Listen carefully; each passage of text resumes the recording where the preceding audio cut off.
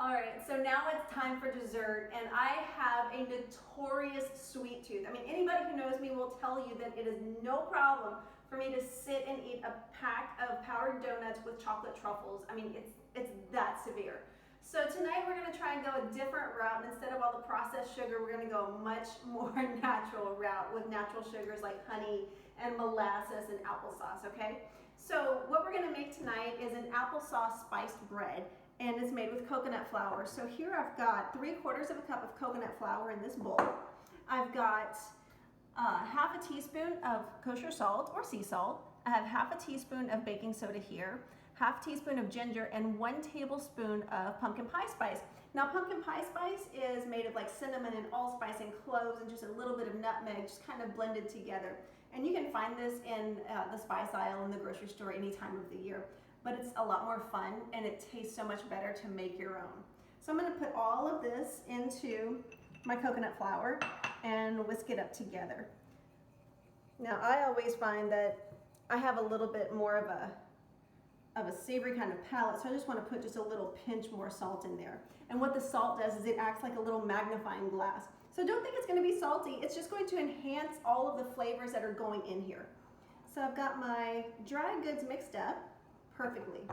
All right, save that for later. Moving on to the wet works. I've got 6 whole eggs in this bowl right here. 2 of these eggs, I'm going to sneeze. I feel it.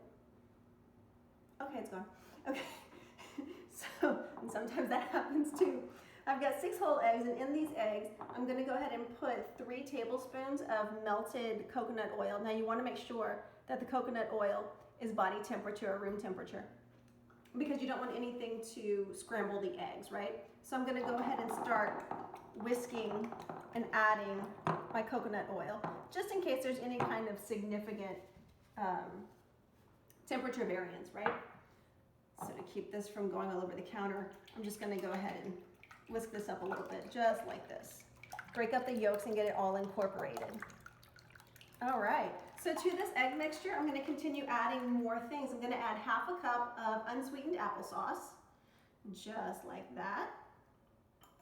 This is gonna give it a really great body and flavor. I'm also going to add 1 tablespoon of molasses, which is just, this is like, you know, a sweet fiend like me. It's just really good, really, really good. I also need half a cup of honey. Now honey is very sticky, and here's a little hack that's gonna help you get all of the honey out of your cup so you're not scraping it out. I'm gonna take just a little tiny bit of olive oil, or you can use vegetable oil, whichever one you have on hand. I'm gonna pour just a tiny little bit on this napkin right here, just a little. And now I'm going to coat the inside of the cup really, really well.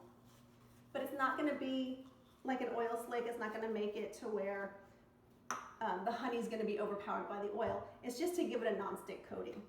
So I want half a cup of honey.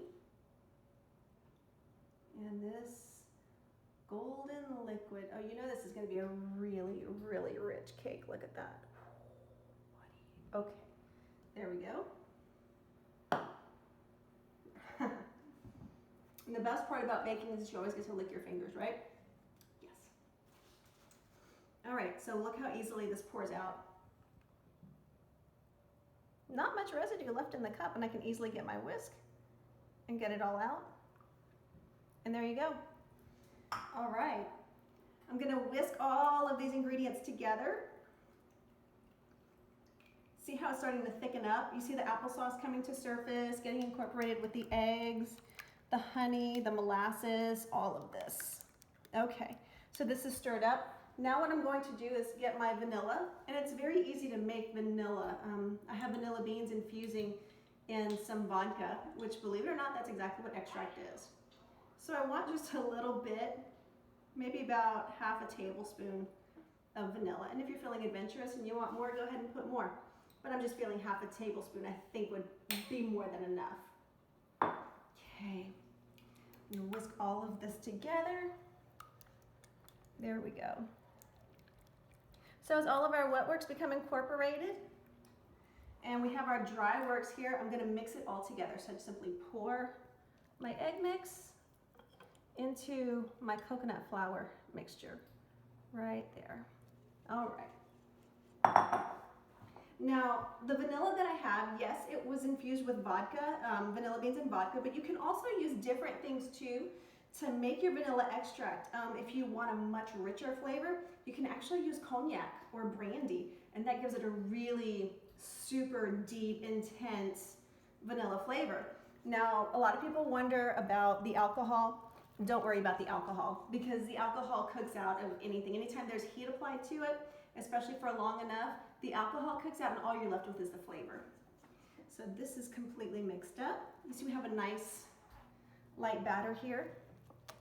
And believe it or not, this was only 3/4 cups of coconut flour, whereas most recipes will call for like maybe 2 cups of flour, but the coconut flour is super, super absorbent. I mean, all of those little granules act like tiny sponges.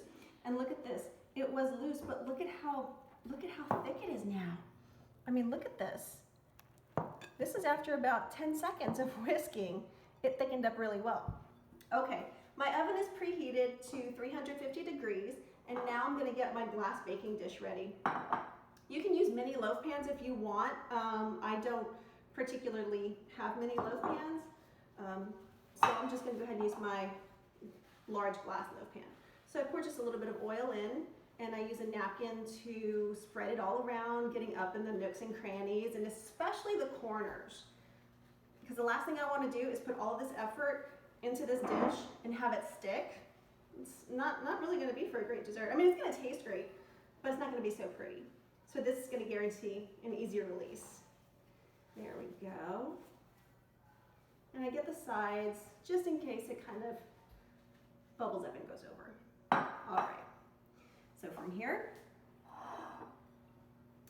we're going to pour our batter into our prepared dish. Oh my gosh. Now, you know, all of those ingredients that we put together tasted great. I mean, we have honey, we have applesauce, we have coconut oil, we have molasses. I mean, this is going to be a really fantastic dessert. Woo! See, you make a mess, so what? It cleans up. It cleans up. So here we go. So I'm going to use my fingers and just kind of pat it down a little bit. Perfect. Okay. Because I had to. All right, so I am kind of a neat freak, and I'm going to go ahead and just get the edges cleaned up a little bit, because the last thing I want is burnt batter on the edges. So here we go. This is going to go into my 350 degree preheated oven for about 60 to 70 minutes. So that would be an hour to an hour and 10 minutes. So put on the top shelf right here from the top rack. Okay, and we're going to check it again in about an hour. Okay, so it's been actually about 50 minutes, and I can smell the cinnamon, I can smell the spices.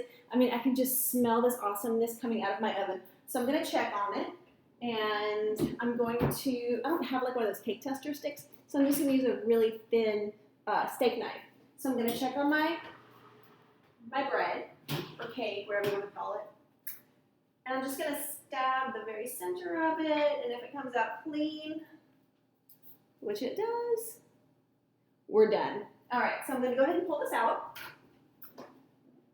Here we go. Does like this. Look at that. So excited. Okay. All right, I'm good. I have to wait for it to cool before I can cut it. So anyway, so here's what it looks like. It's just, oh my gosh. I mean, this smells like apple pie. It really does. It smells like apple pie. So you can see how it's pretty dark. The color is like a really, really dark golden brown, and all along the sides as well too. So this is actually attributed to the honey that we put in here.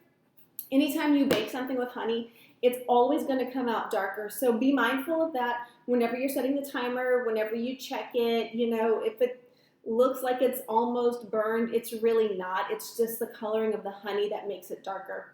So this is going to cool for a bit before I go ahead and unmold it and slice it up and just stuff it in my face, okay? which I'm not gonna lie, I'm really excited to do. Oh my God, this just, okay, I can't help it, guys. I can't help it.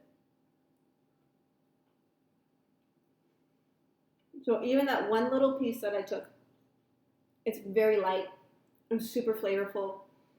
Oh my God. Okay. You have to try it. You have to try it. Applesauce bread. It's phenomenal.